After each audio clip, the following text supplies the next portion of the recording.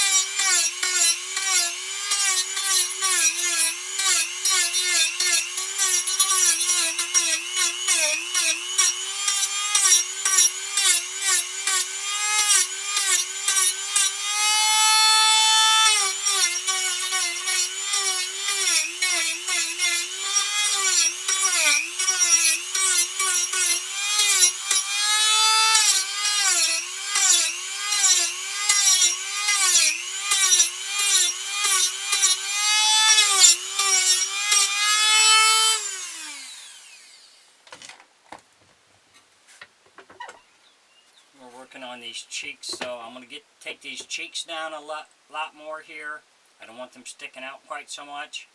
So we'll work on that, and then we'll come back with the next step. Thanks for watching.